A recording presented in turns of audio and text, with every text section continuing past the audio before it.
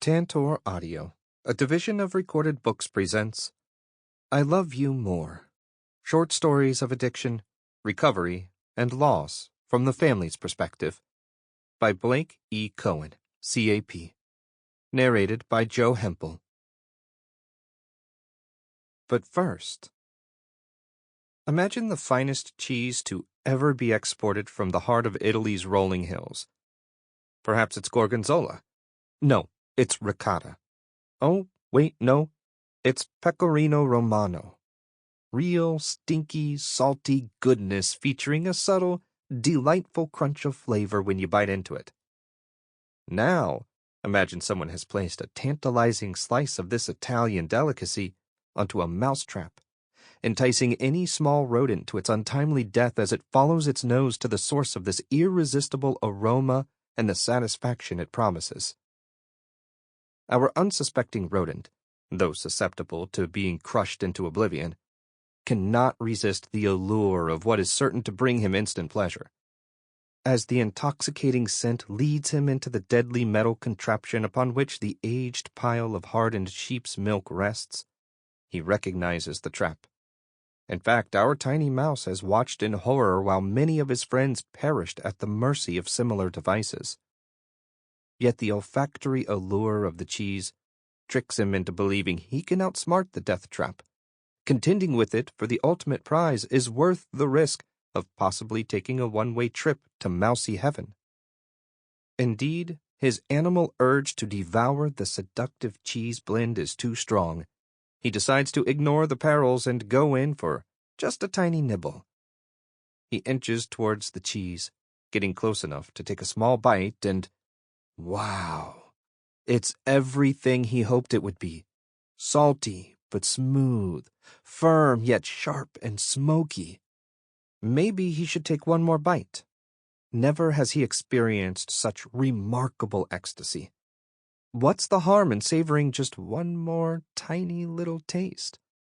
As the mouse moves his snout closer to the cheese, he closes his eyes and wraps his mouth around it, salivating over the next rush of flavor when, slam!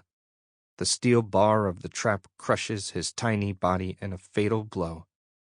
And for what? For a few fleeting moments of cheesy pleasure, our mouse sacrificed his life. Was it worth it? That is addiction. Pain medications, anxiety medications, heroin, cocaine, alcohol, uppers, downers, poppers, synthetics. Like the allure of cheese to a mouse, these substances make so many false promises of untold pleasure to a human being that even when fully aware of the dangers, they are willing to risk their freedom, their family, and even their lives for just a small taste of temporary pleasure, over and over again. Blake E. Cohen, CAP, Certified Addictions Professional. For updates and more information from the author, please visit blakeevancohen.com. Forward. I did not witness Blake in the grips of his addiction. I did not see the impact that his use had on his family. By the time I met Blake, he had already wrestled with his demons, went to treatment multiple times, and met our facility's unwritten minimal standard of 2 years sustained abstinence and active maintenance of a recovery program. It was, and continues to be, our ideology that an individual must heal oneself before attempting to help others. It is easy to be judgmental, consider addiction to be driven by moral failure and not a true illness. But it is extremely hard to be open-minded, consider the thoughts and feelings of others, and to make individual change. What has always impressed me about Blake is that he seems to deeply understand this concept. He consistently strives for personal growth, and in doing so, has helped many others. I was the CEO of the treatment facility in which Blake sought employment and entry into the substance abuse field. Although he already had experience in marketing, as well as treatment of those with severe mental health disorders, Blake was humble and willing to start as a behavioral health technician rather than the admissions director position he had pursued. He was also seemingly unaffected by the significant pay differential between the two roles. In the interview that day, he told me that he looked at it as an opportunity towards personal development and understanding of others. Blake immediately embraced the BHT role in much the same way I have witnessed him encounter everything he does. He enmeshed himself entirely into the process, genuinely listened to every patient or staff member he encountered, and eagerly learned everything available about the job and more. In a relatively short amount of time, he had a unique understanding of the patient encounter inside our treatment facility and was promoted to the director of admissions. His personal experience with addiction, unwavering empathy, and intelligence soon turned him into the best admissions director I had worked with in 25 years in behavioral health. Blake poured his entire being into the position. In doing so, he spent thousands of hours with desperate and struggling individuals and their families during the most profoundly disturbing periods of their lives. He cried with them, mourned their losses, and witnessed true and sustained miracles of recovery. I was in his office one day when the mother of an individual who had overdosed sent him a necklace bearing the ashes of her deceased son. The connection he had made in attempting to assist this individual and his family was genuine, unique, and never to be forgotten. Neither past nor present employment have been perceived as a job for Blake, but rather an opportunity to give back and help others to become well. Although fictional, the stories within this book do not stray from the daily experiences that Blake has had a window into.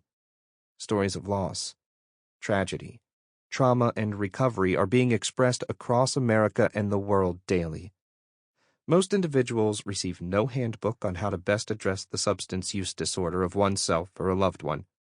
Most families do not know where to turn for support and guidance when a child, parent, or spouse becomes ill. Society offers little to educate the public or destigmatize the problem of drug addiction. The compulsion to use substance tends to drain every ounce of life from the individual. But this is even more true for family members.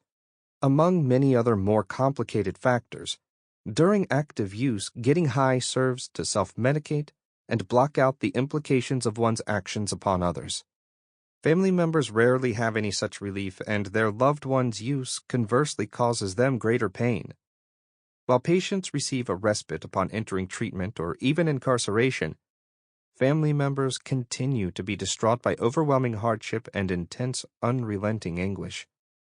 The consequences of addiction can be severe and sustained long after the acute stage. It is extremely difficult not to get lost in the process, and even more difficult to understand what the other person is thinking, feeling, and experiencing. Stories like the ones Blake tells within I Love You More are imperative to promote greater understanding of all sides of the toll drug and alcohol addiction take. Jeffrey Huttman, Ph.D., licensed psychologist. Introduction. Allow me to begin by telling you what this book isn't. This book isn't another personal account of finding redemption after battling the turmoil of addiction.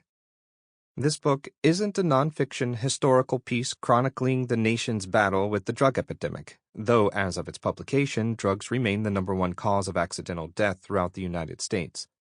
It isn't another expose into the rampant corruption of the pharmaceutical industry or the pharmaceutical companies that are so often promoted and glorified on the nightly news. Nor is it a feel-good story of false hope, an opinionated piece on where we are failing as a country, or a solution to scoring a victory in the war on drugs. If you're looking for any of the aforementioned, you may end up disappointed by the time you reach the end. Now that I've shared what this book is not about, what is its purpose?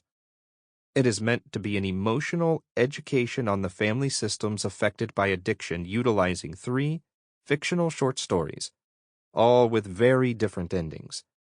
And while each of the stories' conclusions may vary, they all contain some common threads: hope, pain, mistrust, trust, grief, change, acceptance, worry, and the constant presence of varying levels of sanity across a broad spectrum. So, now that I've told you the what, allow me to tell you the who and the why. My name is Blake, and I'm an alcoholic and an addict in long-term recovery. I have a bachelor's degree in psychology, as proven by the framed document hanging on my office wall, the one that was mailed to me because I missed my graduation ceremony honoring my achievement. Why? I was in a treatment center at the time. A couple of treatments later, I found recovery from my own demons and returned to school to earn a state certification in addiction. According to the Florida Certification Board, I am now a certified addictions professional. I often poke fun at my state-sanctioned title, not because it isn't legitimate or significant, but because much of what I learned in these accreditation courses I had already experienced for myself in real life, whether from my own active addiction habits or the previous year of work I'd completed in the field of substance abuse treatment prior to completing the 14-month certification course. Nonetheless, I have letters following my name, and for that, my ego is stroked. Speaking of ego stroking, I needed a 78 to pass the state exam, but failed my first attempt by 1 point. However, growing up in a family surrounded by attorneys, I learned to never go down without a fight. I argued to the board that one of their questions was flawed, therefore I deserved the 1 point that caused my failure. When they found my dispute to be accurate and awarded me my certification via diploma, I was elated. To this day, I stand by my argument. Combined with what I already knew, studying for this certification helped open my eyes to new perspectives I hadn't yet come to understand. We had hours of ethics training, something I believe should be required of every employee in the field of substance abuse treatment, which helped me understand the difference between my own personal recovery program and what it means to be employed by a facility that treats mental and behavioral health issues. I developed a further understanding of the biological side of addiction, learning why addiction is considered a brain disease by medical professionals. Most importantly, I received in-depth training on the family systems and the impact the substance abuser makes on their family and vice versa. It was as if somebody placed a new set of glasses over my eyes. Now, I did develop an understanding early on, at the most basic level, that my own personal addiction was negatively impacting my loved ones' lives, but I never truly grasped what it must have been like from their perspective. I think the reverse is also true, that it was likewise difficult for them to grasp what it was like from my perspective during my active addiction and even afterwards. In the ensuing years after earning my CAP, I began to pay close attention to the family dynamics at play within our patients' lives as we treated them. My jobs in the treatment field as Director of Admissions and National Outreach Manager involved guiding and coaching the family and the person struggling towards entering treatment through this tough time of transition. I'm not sure if it's true for everyone in these positions or just my personality, but I tend to form strong bonds with those I'm trying to assist. This has led to the development of many incredible relationships that I cherish to this day. Paying close attention to how a family is affected, I've witnessed a wide array of emotional responses to coping with a loved one who is addicted to substances. I've seen those who try to educate themselves and those who have dumped their loved ones off on a curb, wanting nothing to do with them anymore. I've watched loved ones take the drugs themselves to try to understand how the pull of something inanimate could be so strong. I've listened to crying grandparents beg for their real grandchild to come back to them. I've witnessed frustration levels beyond my comprehension. I've received phone calls from mothers, informing me with chilling calmness in their voice that they just found their son passed away on the couch from an overdose. What I've rarely seen, though, is genuine understanding of the other person's side of the story. But it's not for a lack of trying. Many families I've worked with have attended family weekend programming, joined local support groups, and purchased books on addiction. However, what I am referring to is the act of truly placing themselves within the bodies of their loved ones to view the world from their perspective. A feat, I understand, to be terribly difficult to accomplish. I Love You More offers insight into the various perspectives and experiences of family members who have dealt with the harrowing disease of addiction. The goal of this book is to be the conduit that allows you to enter the body and mind of an addict and their family, to see the world through their eyes as they navigate their way through one of the most tumultuous, heartbreaking, and gut-wrenching hardships they will ever face. From mothers to fathers to siblings to the struggling individual themselves, I've created 3 easy-to-read stories that chronicle each family member's emotional understanding of the situation. Although these stories are fictional, they are comprised of countless tidbits from my years in the treatment field speaking with families. Using my experiences, the experiences of others, and information obtained from interviews I've conducted, they include a story of recovery from addiction, a story of a young man who can't stop himself from using despite the dire consequences he's facing, and a tale of grief after losing a child to an overdose. One can never truly understand another person's life or decisions unless they've spent time in that person's shoes, walking the proverbial mile of their experiences. I hope this book offers you a new understanding, whether you are a family member, the person suffering from a substance use disorder, or just someone interested in learning more about the intricacies of the disease of addiction. This book is addressed to you, whoever you are, as an opportunity to embody a day in the life of someone living with a disease that affects millions. There is no cure for addiction. There is no magic pill that can make it all go away. In fact, a magic pill just may be the reason a person struggling with a substance use disorder is in the situation they're in. The most we can do to help resolve this growing epidemic is to offer education and insight into the disease of addiction. We can spread understanding and reduce the stigma surrounding substance use disorders. People are quick to judge those in the grips of addiction. It is a silent killer that often lies unnoticed without proper training. Allow this book to serve as an educational resource for you, a metaphorical new pair of glasses, a tool to change the way you see addiction to enable you to approach those who suffer from the disease of addiction with compassion instead of confusion, disgust, or dismay. After you listen to the stories, I recommend listening through the discussion questions at the end. They will help to expand your perspective and tie the stories together while guiding your understanding of the experiences each character undergoes. Since they are designed to make you think, please don't skip over them. It may also be of interest to listen to the stories together in a group setting, then use the questions to facilitate productive conversations. The stories and questions can all be listened to consecutively or separately, depending on how the listener chooses to use this book.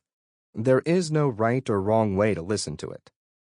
I hope you enjoy I Love You More, and that it serves you in whichever way you need it to. Story 1. Recovery. Part 1.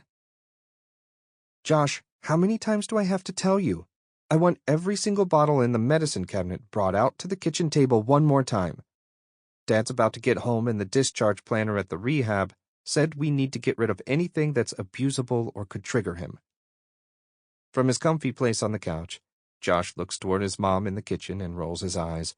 As he gets up, he pauses the television and buries the remote in the back pocket of his pants before making his way out of the living room and into the master bathroom. It's been 44 days since his dad, Roman, left for rehab for the 3rd time, and the tension caused by his pending arrival has the entire family on edge. Even their dog, Einstein, senses something is going on, as evidenced by his anxious pacing around the house all afternoon. Okay, this is everything. I checked all the labels, and I don't see a single medication that was on the list they sent us, Josh announces confidently. I'm pretty sure you threw everything out the last time you left anyway, and literally every one of his doctors hates us because of how many times you've called them to warn them he's an addict. Shelley stares at her 17-year-old son in a way that only a mother could, that completely shuts him up and compels him to quietly put the medications down on the counter, pull the TV remote out of his back pocket, and walk back over to the couch. He lifts the remote towards the screen to hit the play button, but before he does, he quietly mumbles to himself, "It's not like this rehab was any different from the last 2 times he's gone anyway. Dad is Dad, he's not going to change." The matriarch of the family and the sturdy rock that keeps the household from collapsing, Shelley examines the pill bottles Josh brought to the kitchen. In silence, she feverishly glances back and forth from each bottle to a list she has printed out entitled, medications to avoid an early recovery.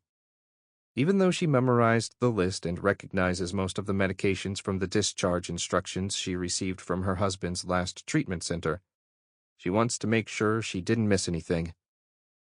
"Oh my God, the vitamin bottles. Josh, you didn't bring me the bottles of vitamins that were in there," she screams towards the other room.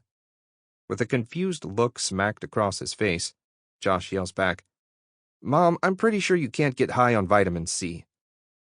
Shelley debates whether to tell her son the truth about finding pain medication his father had hidden in a bottle of multivitamins a couple months ago. After a brief pause, she realizes some things are better left unsaid and commands, "Josh, just get me the damn bottles." In recent years, her parenting style has become a balancing act of being truthful with her son about his father's addiction in the hope it will deter him from embarking upon his own experimental phase and salvaging what's left of their relationship. After all, Roman is still Josh's father, and she doesn't want to ruin their chances of rebuilding the closeness and trust they once shared. "Jesus, Mom. I'll get the vitamins, you weirdo." Part 2. As Roman's Uber pulls into the driveway, the dog's head pops up with his ears standing at attention. "Holy crap! He's here!" Shelley exclaims as her eyes dart around the room in search of something she may have forgotten in preparation for his arrival. "Mom, relax. You're already annoying me, and he hasn't even walked in the door yet," Josh remarks. As the car door slams shut, the dog goes wild, scratching and whining at the front door in anticipation. "I'm going to my room. Have fun pretending like he's not coming back from rehab for the third time," Josh announces. With that, he gets off the couch and proceeds down the hallway. The noise of Roman's key turning in the lock hole causes Shelley's stomach to drop to her feet as a tidal wave of anxious thoughts floods her mind. Is this time really going to be different? What if he fails? What happens then? I can't put Josh through this again. He won't survive another relapse. We won't survive another one. I can't put my...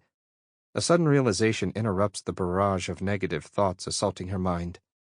I changed the locks last week. Shelley lunges forward to unlock the door. As it swings open, Einstein bombards Roman with the kind of unconditional love all dog owners know and appreciate. After a love fest lasting about a minute or two, Einstein runs back inside, and Roman takes his first steps into the foyer, inhaling deeply through his nose to breathe in the familiar scent of home. Then his eyes settle on his anxious wife standing in front of him with her arms crossed. "Hello, sweetheart," he says in a soft voice. With hesitancy, Shelley moves in closer to Roman and places her hands on either side of his face. Examining his rejuvenated, healthy-looking complexion, her eyes well up with tears. "You look so much better. You look like my Ro again." Roman's first instinct is to launch into an apology for what transpired before he went away again, but he stops himself and decides to simply appreciate this moment with his wife. As he hugs her, he realizes his addiction has taken an immeasurable emotional toll on her and Josh. No matter how much he wants to explain his seriousness about his recovery this time, he knows his words will fall on deaf ears. He acknowledges that the only way to prove it to them is by showing them that he's willing to put in the time and effort to change. Phrases like, "I'm sorry," or "It won't happen again," have lost their meaning in this household. This time, he's going to have to earn back their trust. Part 3. Josh closes the door to his bedroom behind him, rolls his eyes at Einstein's whimpers to let him in, and puts a pair of earbuds in his ears. He opens the messaging app on his phone and starts a new text thread with his best friend, Zach. Josh. "Yo, guess who's back from the loony bin?"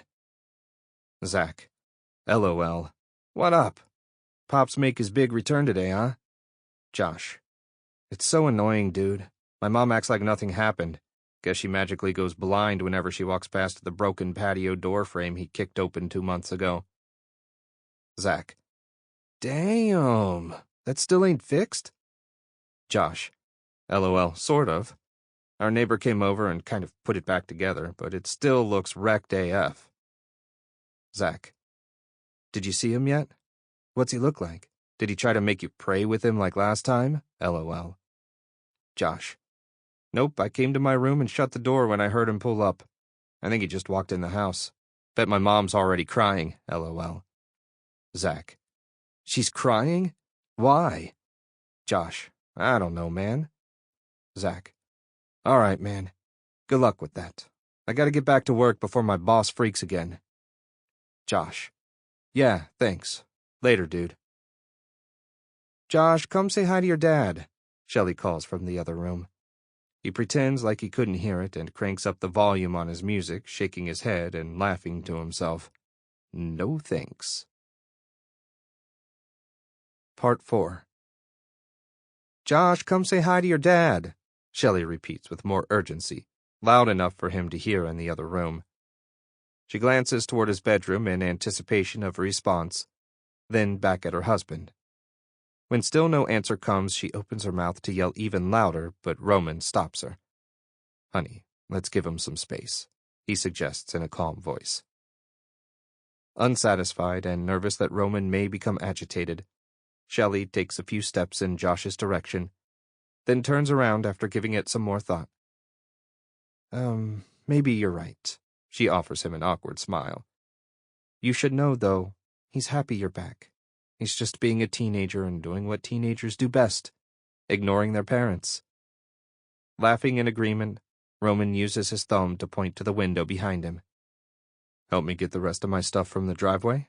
Shelley nods, and they both begin walking out the front door. I think that Uber driver was having stomach issues, by the way. I had to ride the whole way here with my head halfway out the window, he jokes, attempting to coax a smile from his distraught wife. They both pick up a bag and make their way back inside the house, where Roman begins to describe his latest treatment experience. Anything to break the silence and ignore the discomfort they both feel. You should have seen how my unit was set up.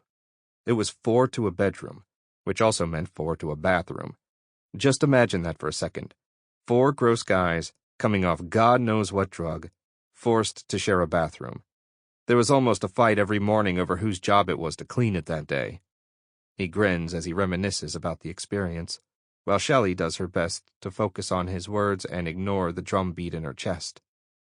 Speaking of cleaning, every morning we all had chores to finish before we could get breakfast. This wasn't like the last cushy rehab I was in where we had a maid service. Nope. We had to clean everything ourselves, or else face the consequences. He shakes his head and laughs. Can you imagine me cleaning? I do have to say, though, it was exactly what I think I needed. To keep the conversation flowing, Shelley remarks, Sounds like the staff was pretty tough on you guys. Yeah, I guess so, but I kind of liked that they didn't baby us. My therapist was also a no-bullshit kind of guy.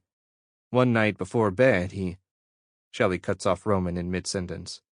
Oh my God, that reminds me, we were supposed to call that therapist they recommended right away. I already did.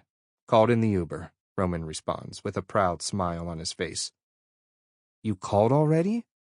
With a look of disbelief stemming from a long history of lies and deception, Shelley gazes at her husband with skepticism and concern. You spoke to him? Yup. Look, I'll show you on my phone. With that, he provides his wife visual proof of his 4-minute, 26-second phone call to the number that matches the one she'd jotted down on a notepad. I'm sorry, Ro. I didn't mean to question you. It's just that... Roman grabs her hand and Shelley stops speaking. You've got every right to question me. I've earned it. In fact, I've earned it many times over. You and Josh have been tormented by me repeatedly. I've lied to you, manipulated you, and given you every reason not to trust me. He lets go of her hands and looks down towards the floor. Those damn pills blew up my life, and you both caught all the shrapnel. I know that I can never say sorry enough times to make up for any of the pain I've caused either of you. I'm not going to make any promises to you that I can't keep, or tell you that none of what happened before couldn't happen again. I'm just going to do my best, one day at a time, to avoid repeating those same mistakes again. Shelley stares at her husband and tries to process his words. She likes what she is hearing, but with a history like theirs, she can't help but be skeptical of such grandiose speeches, especially since she's heard them all before. Okay, Ro. We'll see. She moves towards the refrigerator and Sample complete. Ready to continue?